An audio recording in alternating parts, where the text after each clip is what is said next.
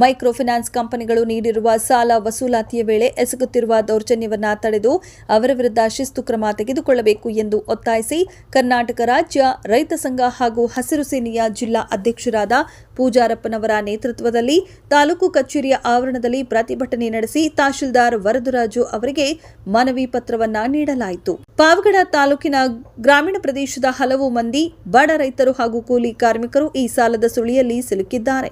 ಬೆಳೆ ಇಲ್ಲದೆ ರೈತರು ಹಾಗೂ ಜನಸಾಮಾನ್ಯರು ಮೈಕ್ರೋ ಫೈನಾನ್ಸ್ ಕಂಪನಿಗಳು ನೀಡಿರುವ ಸಾಲವನ್ನ ಪ್ರತಿ ವಾರಕ್ಕೊಮ್ಮೆ ಕಂತುಗಳ ರೂಪದಲ್ಲಿ ಕಟ್ಟಲು ಸಾಧ್ಯವಿಲ್ಲದೆ ಇವರು ನೀಡುವ ಕಿರುಕುಳದಿಂದ ತಪ್ಪಿಸಿಕೊಳ್ಳಲು ಗ್ರಾಮಗಳನ್ನು ತೊರೆಯುವುದು ಅನಿವಾರ್ಯವಾಗಿದೆ. ಆದ್ದರಿಂದ ತಕ್ಷಣವೇ ಮೈಕ್ರೋ ಫೈನಾನ್ಸ್ ಕಂಪನಿಗಳ ಮುಖ್ಯಸ್ಥರಿಗೆ ದೌರ್ಜನ್ಯದಿಂದ ಸಾಲ ವಸೂಲಿ ಮಾಡಬಾರದು ಎಂದು ನಿರ್ದೇಶನ ನೀಡಬೇಕು. ಒಂದು ವೇಳೆ ಇದೇ ರೀತಿ ಕಿರುಕುಳ ಮುಂದುವರೆಸಿದರೆ ಅಂತವರ ವಿರುದ್ಧ ಕ್ರಿಮಿನಲ್ ಪ್ರಕರಣ ದಾಖಲಿಸಬೇಕೆಂದು ಒತ್ತಾಯಿಸಿದರು. ಈ ಸಂದರ್ಭದಲ್ಲಿ ತಾಲೂಕು ಘಟಕದ ಅಧ್ಯಕ್ಷ ಶಿವು, ಚಿತ್ತಯ್ಯ, ನರಸಪ್ಪ, ಮಂಜುನಾಥ್, ನಡುಪಣ್ಣ, ಪಾತಣ್ಣ, ಸಿದ್ದಪ್ಪ, ರಾಮಾಂಜಿ, ರಾಜಪ್ಪ, ಶ್ರೀರಾಮಪ್ಪ, ಹನುಮಂತರಾಯ ಹಾಗೂ ಗುಡಿಪಲ್ಲಪ್ಪ ಉಪಸ್ಥಿತರಿದ್ದರು.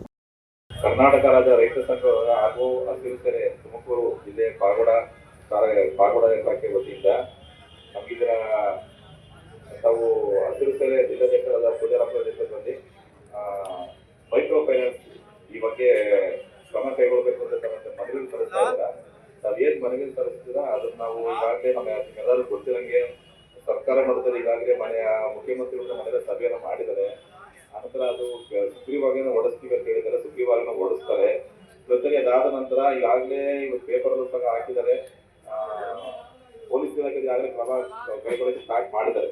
ಅದಕ್ಕೆ ನಾನು ಹೇಳೋದಂದ್ರು ಆ ಥರದ್ದೇನೋ ಪ್ರಕರಣ ಏನನ್ನ ಕಂಡು ಬಂದರೆ ತಾವು ಪೊಲೀಸ್ ಇಲಾಖೆಗೆ ಒಂದು ಮನವಿ ಕೊಡಿ. ಮನವಿ ಕೊಟ್ಟರೆ ಅವ್ರ ಬಗ್ಗೆ ಅವ್ರು ಕ್ರಮ ಕೈಗೊಳ್ತಾರೆ. ಮೈಕ್ರೋ ಫೈನಾನ್ಸ್ ಬಗ್ಗೆ ಏನಾದರೂ ಇದ್ರೆ ನೀವು ಏನು ಮನವಿ ಕೊಡ್ತೀರಾ ಅದನ್ನ ತಾವು ನಮಗೆ ಮುಖ್ಯಮಂತ್ರಿ ಕಳಿಸ್ಬೇಕು ಅಂತ ಕೊಟ್ಟಿದ್ದೀರಾ. ಅದನ್ನ ಕಳಿಸ್ಕೊಡ್ತೀನಿ. ಜಿಲ್ಲಾಧಿಕಾರಿ ಕೊಟ್ಟಾದ್ರೆ ಅದನ್ನ ನಾವು ಮುಖ್ಯಮಂತ್ರಿ ಕಳಿಸ್ಕೊಡಕ್ಕೆ ನಾವು ಕ್ರಮ ವಹಿಸ್ತೀವಿ. ಅದೇ ರೀತಿಯಾಗಿ ಒಂದು ವರದಿ ಅನಿಲ್ ಯಾದವ್, ಪಾವಗಡ.